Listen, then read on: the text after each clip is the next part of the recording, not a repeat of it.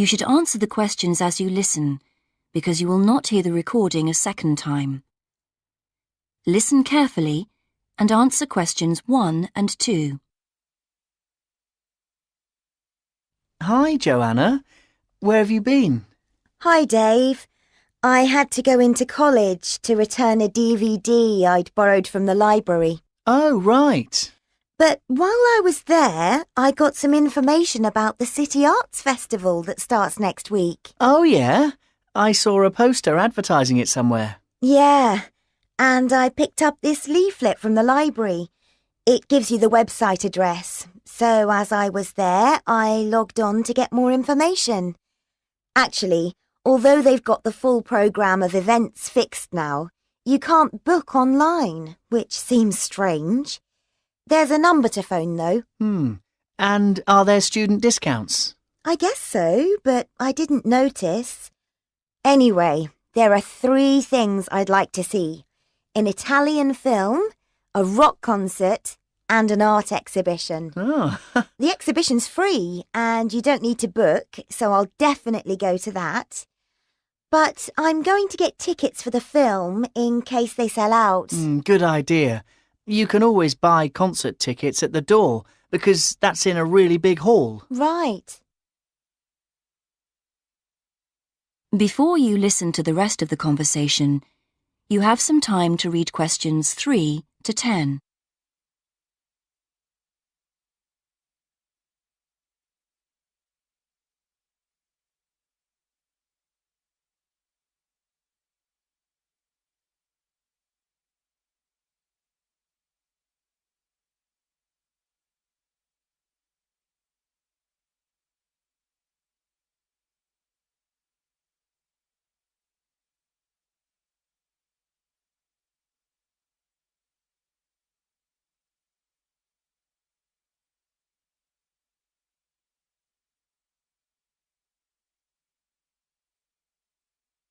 Now listen and answer questions 3 to 10. So, when does the festival actually start? Well, it's usually held the first week of October, but it's earlier this year for some reason. The opening night is September the 20th, and events go on till the end of the month. And have you got that phone number? Yeah, it's here. Look, it's 0967 990 776. OK, I'll write it down. 0967 990 776.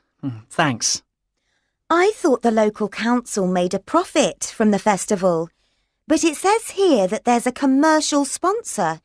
It's a local bank. I didn't know that. Neither did I.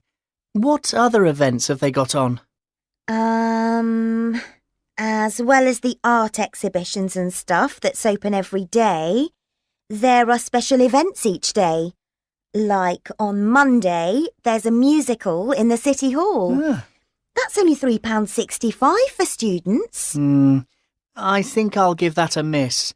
I've got football training on Mondays, but I'm free on Wednesday.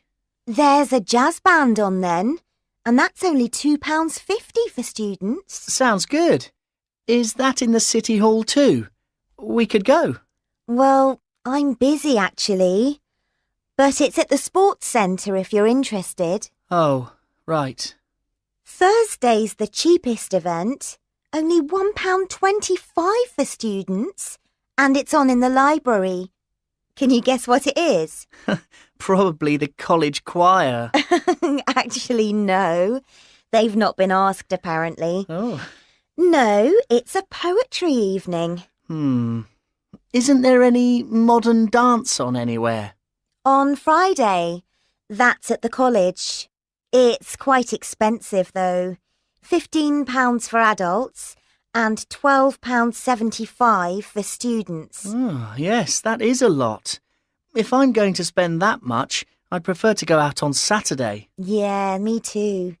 But on Saturday night, there isn't live music or a party or anything. Just the fireworks in the city park. And that's only £1.50. Yeah, that'd be good. That is the end of part 1. You now have half a minute to check your answers.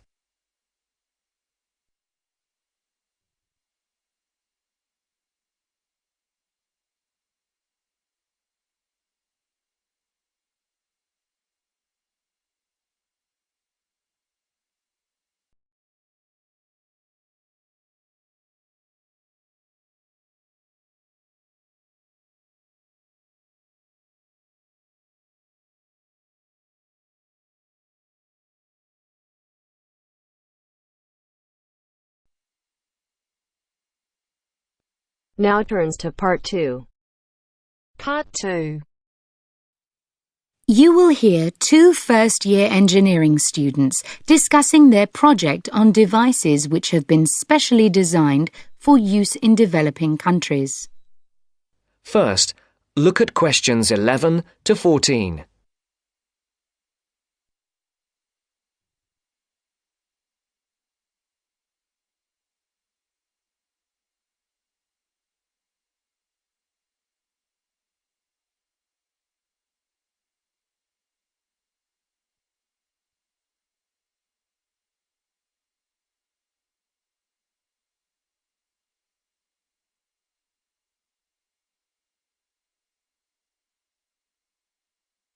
Listen carefully and decide which 4 planned developments are mentioned. Hi, Aileen. Thanks for coming. No problem. We've got our presentation coming up on Tuesday, so we need to get everything prepared now. Yeah, so we're agreed that we're going to concentrate on these 2 devices which have particularly helped people in developing countries. Yes, and we'll present the information in the form of a table, so it'll be really clear for non-specialists. We'll have 3 columns, using the headings we discussed in the last seminar. OK, I've got those here. I'll make notes. So let's start with the clockwork radio and how it works. We'll obviously say how it's powered, i.e. that it's wound up. Yeah, and we'll also need to explain how the energy is stored. OK, in a spring. Fine, keep it simple. But we also need to say that the thing which makes the mechanism so special is the inclusion of a gearbox, which makes it possible to release energy extremely slowly. And that means that it can operate for a long time with minimal effort. OK. Now, the next section is what are its benefits? I suppose we just need to emphasise that it costs a lot less than radios which use batteries. And if we want to, we can explain that these can cost as much as a week's wages in some parts of the world. Absolutely. And related to that, of course, is the fact that people don't have to depend on buying anything in a store, which in remote rural areas is really important. And then in the developments column, I think the most important thing we need to say is that the combination of the wind-up mechanism with a solar cell means that during the day it runs on the sun's energy, and you only have to wind it up when it's dark, which makes it a much more attractive option. And that's probably that for the radio. Yep.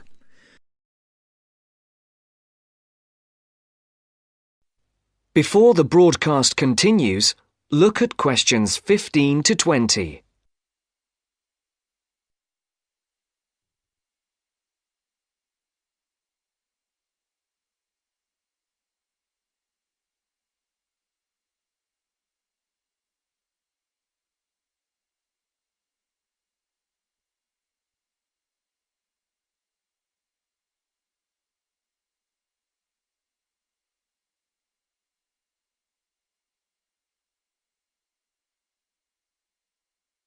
You will now listen to the second part of the talk. So we'll then move on to the solar box cooker. And again, let's keep the description of the mechanism very simple. We need to say that it uses sunlight rather than conventional fuels to cook food. But we also need to explain 2 elements of why it's so efficient. Yeah. The fact that sun's rays enter through a plastic cover. Better call it a lid. I thought it was made of glass. Not according to my research. OK. And then we just say that light is transformed into heat and... Because it has a longer wavelength means that it gets trapped. And so it cooks the food. Good. Right. And then where do we begin on the advantages? There's so many. I suppose we have to begin with the fact that you no longer need to cut down trees, which brings a whole raft of other benefits in its turn. Sure. And related to that, I think we need to say that because dung is no longer needed as a fuel for cooking, it can be used as a fertiliser. Which leads to better harvests. And then there's the fact that there is absolutely no smoke. I was reading somewhere that there's a huge incidence of lung complaints, especially among women and children who have to breathe in smoke from conventional cookers. So that's another plus point. Yep. And then we need to say something about the way cookboxes have been improved. I think we can emphasise the fact that a reflector is often added at an angle to the lid to maximise the amount of light entering. Yes, good point. And also, I read about the fact that the floor or base of the box is raised, which improves heat retention. Oh, and I think we should mention the fact that many of the new boxes have a sloping or inclined lid, which increases the surface area to capture the sun's rays. Yes, that's a good point to finish on, I think. So, I'll write up that table on an OHT if you like, and we're all set for our presentation. Yes, great. If there's anything else that you think we should discuss...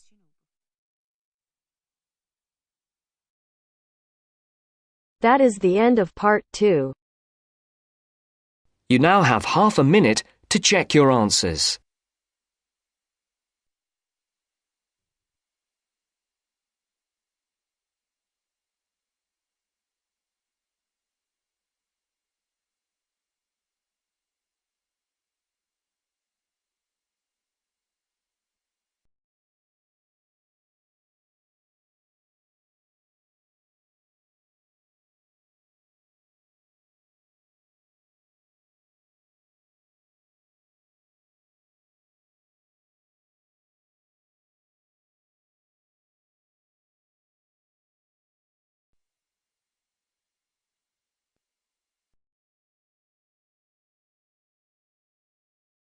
Now turns to part 3.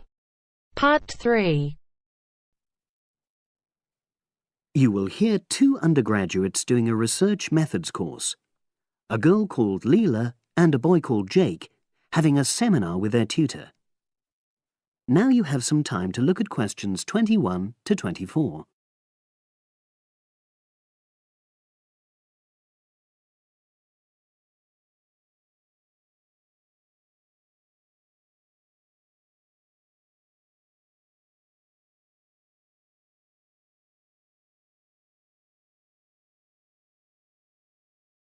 Now listen and answer questions 21 to 24.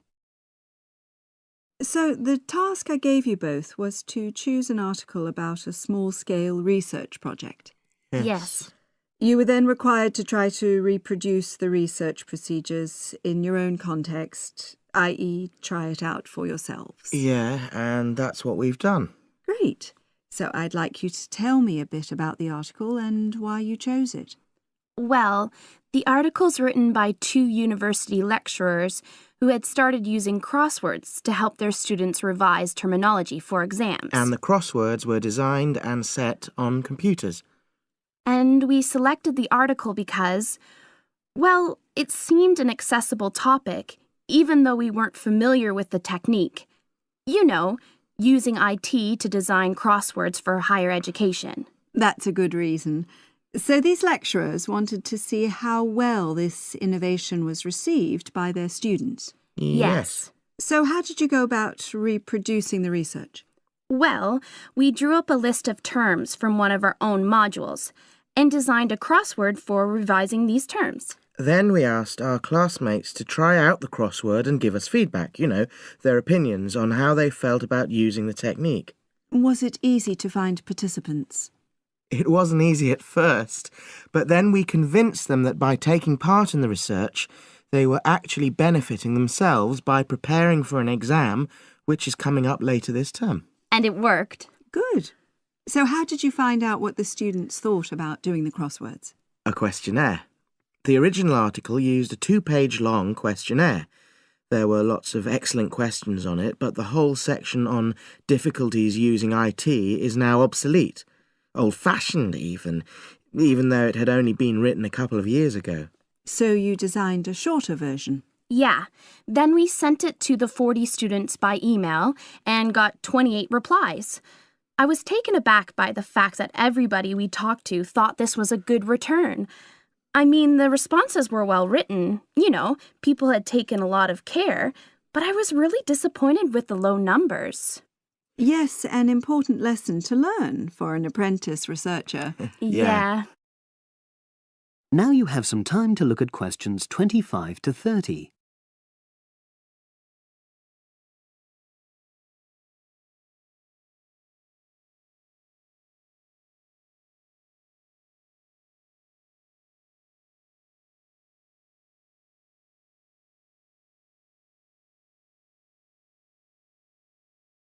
Now listen and answer questions 25 to 30.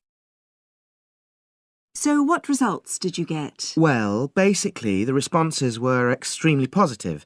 The students said that doing the crossword on a computer helped them really focus on the work in hand and not be distracted, which is something that commonly happens with other ways of doing revision. Yeah, that was really clear. But something that struck me was that having fun hardly featured in their responses, nor did anything to do with spelling of hard words, which I thought would be an obvious benefit. No? Okay. Respondents also said that doing the crossword hadn't really increased their general motivation to study, but that it had highlighted the gaps in their memory so they knew what further work was necessary. Right. So how did your findings tally with those of the original researchers? There were lots of similarities, but... There were probably two main differences.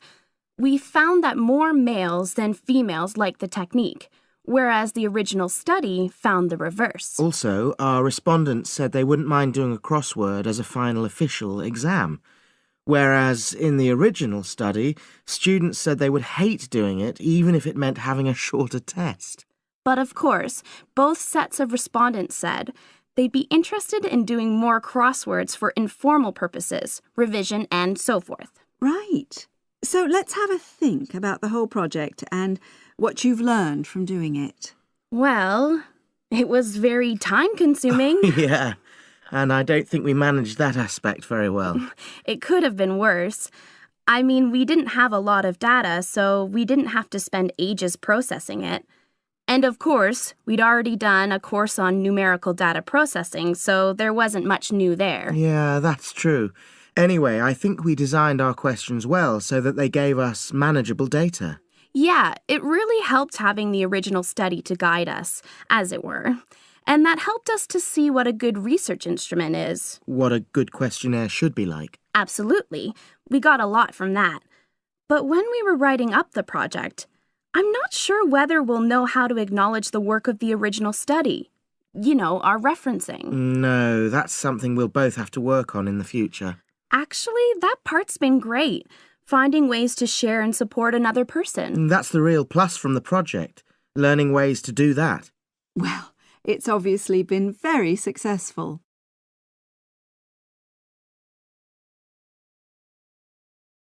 That is the end of part 3. You now have half a minute to check your answers.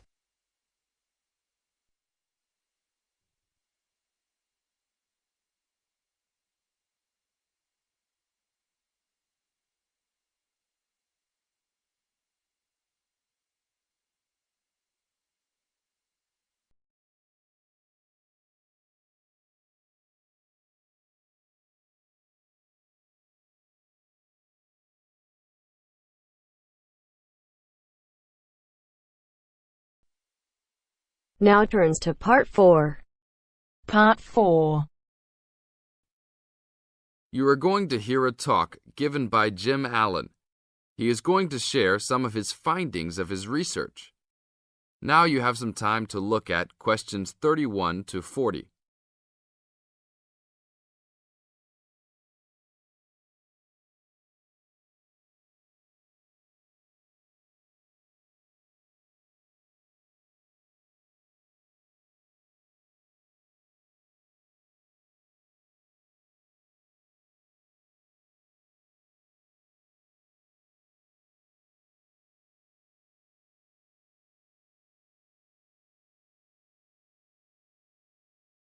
Now, listen carefully and answer questions 31 to 40. Good morning. Today we'll be hearing from Jim Allen, who will be sharing some of the findings of his research project from last term. Jim. Thanks. Well, to start with, a little bit of background about the project. As you can see, our title is something that is relevant to everybody in this part of the world: water safety. These days, there's a lot more to water safety because of the increasing number and range of boats and other things people use on public waterways. I'd become interested through reports on radio about the number of incidents involving small powerboats and individual watercraft such as jet skis. It seemed to me that because these craft were essentially recreational and didn't require licenses to use, there was very little opportunity to influence the users towards being safety conscious. So, I decided to make this the focus of the project. For the research, we mainly relied upon talking to people, asking them questions in preference to using a written questionnaire. We interviewed a wide range of people at a number of popular swimming locations over 2 consecutive weekends, and asked them what they'd observed or experienced themselves. The respondents were both male and female, but the men were just slightly in the majority. We were pleased with their willingness to talk about the subject, and all told, interviewed 145 people over the 2 weekends. So, what were the findings? As you can see, 86% of people reported having had some type of problem.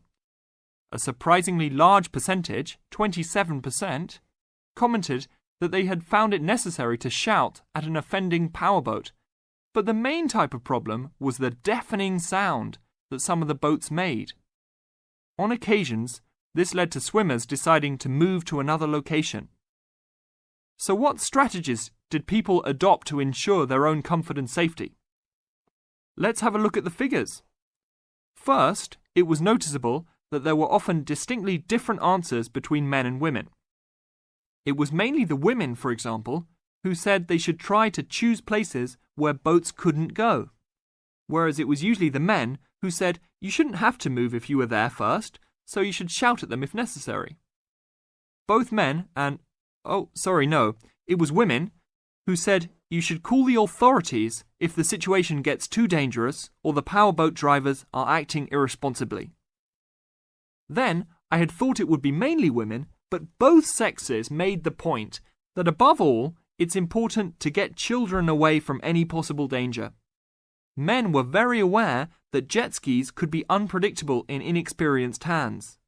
They also made the point that it's much safer to have your car nearby and clearly visible to any watercraft if you're swimming in a relatively remote spot. Finally, wearing visible clothing, men didn't think it was quite as important as women, but both gave it a high safety rating. When we asked them what they thought the government should do to help solve the problem,